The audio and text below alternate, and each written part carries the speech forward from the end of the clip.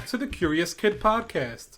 We've been getting curious for almost an entire year, and most of the topics we learn about are topics that I have no special knowledge of. You do know a lot about candy, Daddy. You might be right about that. We learned about candy for our Halloween episode last year. Usually before we record every episode, we do a lot of research, so we make sure we get all of the facts right. This week we are covering a topic that I have studied a lot, and I didn't have to do a lot of research for this episode. This week we are getting curious about the flu shot. That's right. It may not be a topic we are really excited to learn about, but I think it's important to learn about the flu shot. The reason I know a lot about the flu shot is because I have given hundreds of flu shots. I am a pharmacist and an immunizer, which means that I am able to give people shots.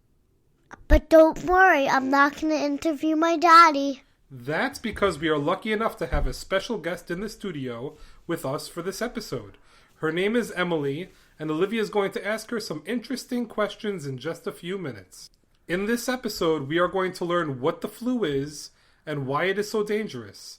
We are going to learn the signs and symptoms of the flu, how the flu is diagnosed, how the flu is treated, and most importantly, how the flu can be prevented. The question of the week is, can you get the flu on going outside on a really cold day without a coat? Flu is short for the word influenza. Influenza is a virus. It can spread if someone who has the flu coughs or sneezes. As you may remember from episode 3 on sneezing, when you sneeze, lots and lots of tiny droplets shoot out of your nose and mouth. Well, if you have the flu and you sneeze, someone else might breathe those droplets in, infecting them with the flu. The flu is very, very contagious. We can't stress this enough. You can get infected with the flu without ever coming into contact with the person that infects you. If someone sneezes or coughs on something, like let's say a doorknob, and they have the flu, you can get infected just by touching the same doorknob later. How many people get the flu every year? A lot of people, but the numbers can be very different from year to year. Every single year, millions of people get the flu worldwide. What does it feel like to have the flu? There are lots of signs and symptoms of the flu. They include a fever, headache, weakness, cough, sore throat, runny nose, nausea or vomiting, and diarrhea. The problem is that many of these symptoms can be something else other than the flu. So how does the doctor know if you have the flu or not? Many doctors have seen so many flu cases that they can often tell you if you have the flu just by examining you. If they are unsure, they can always take a mucus sample to be tested in a lab by wiping a cotton swab in your nose or in your throat. If you get the flu, what can you do to make it better? There are many things you can do to feel better. First, you should drink lots of fluids to prevent dehydration. Preferably, those fluids should include electrolytes. You can also take a medication like acetaminophen, which goes by the trade name Tylenol, to reduce a fever, or ibuprofen, which goes by the trade names Advil and Motrin, to relieve aches and pains. Getting lots of sleep is also very important for recovery. Very important. If you have the flu, stay away from other people. Lots of people continue to go to work or school after they get the flu because they aren't sure if it's the flu or because they just don't want to miss a day. Don't do it. Being around people when you have the flu is not nice because you could pass your dangerous virus to someone else. Sharing is caring, but not when it comes to the flu. If you get the flu, your best bet is to stay at home and take care of yourself until you get better. You will usually be feeling pretty crummy for about a week before you are well enough to return to work or school. Can the flu be prevented? There are lots of things you can do to decrease the chances you get the flu. Washing your hands is extremely important. You should wash your hands after you use the bathroom, after coughing or sneezing, or before eating. Also, don't share things like cups or eating utensils. If you have the flu and you want to share your fruit punch with a friend, Bam! Now they have the flu. Not nice. Also, make sure to cover your mouth when you cough or sneeze with your upper arm or a tissue if you have it. Throw your tissue away after you use it. Don't be a slob. All of these things are important steps you can take to prevent the flu.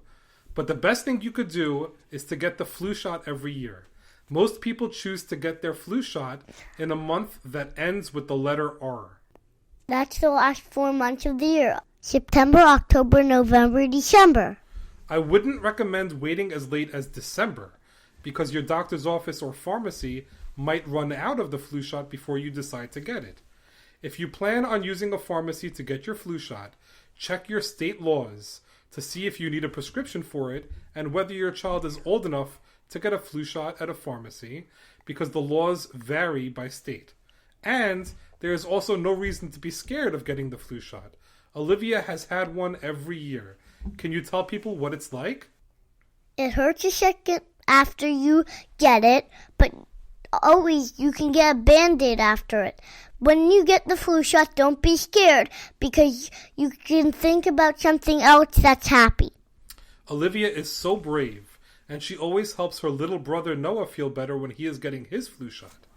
There are lots of myths regarding the flu and the flu shot.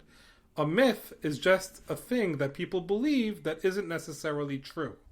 To break it all down for us, we have a very special guest in the studio. Her name is Emily. She is a pharmacist currently working as a clinical assistant professor and researcher at the University of Florida. Go Gators! She is going to break down some of the common flu myths for us. Emily, thank you so much for being a guest on the podcast. Why did you decide to become a pharmacist?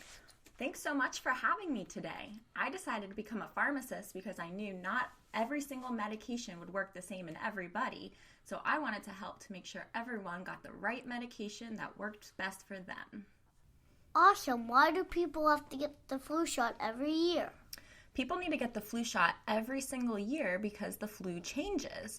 So every year, scientists say, this is what we think the flu will look like this year and create a vaccine. Is it possible to catch the flu from the flu shot? No, you can't get the flu from the flu shot, but the flu shot isn't always 100%, so it is possible to still get the flu even though you might have gotten the flu shot. But it definitely decreases your chances of getting the flu. Can you still get the flu shot if you're not feeling good that day? If you just have a runny nose, then you can still get the flu shot. But if you have a fever, you probably want to wait until you feel better to get the flu shot so you're nice and strong. The question of the week is, can you get the flu going outside on a really cold day without wearing a coat? No, that won't make you get the flu, but it's probably not a good idea because you could get a cold. Great job, Olivia, and a huge thanks to Emily for joining us this week. We have one more matter to get to before we wrap this one up and put a bow on it. After listening to episode 29, Curious About Mail, a listener got in touch with us on Facebook to tell us something amazing. Ari told us that people used to send their kids in the mail. Can you believe that? People used to mail their kids. This is what Ari told us. Did you know that back in the day, you used to be able to give a stamp to your child, hand them over to the mail carrier, and send them to your parents or wherever you'd please? I work for the post office, and when I learned that fact, I couldn't believe it. Would they actually put the kid in the box? Not exactly. Back in the year 1913, the post office started to accept large packages to be mailed. They didn't have rules as to what could be mailed, so people decided to see what they could get away with. Just a few weeks into 1913, an Ohio couple mailed their 8-month-old son to his grandmother, who lived just a few miles away, to see if it would work. The postage only cost them 15 cents, although they did insure him for $50. In the following year, a 4-year-old girl was mailed from her Grangeville, Idaho home to her grandparents that lived 73 miles away. Postage was cheaper than the train ticket. Instead of putting the kids in boxes, people would just stick a stamp on them and tell the post carrier where he or she needed to go.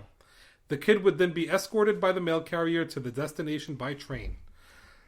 The longest known mailing of a child was 720 miles from Florida to Virginia. It also cost only 15 cents in stamps.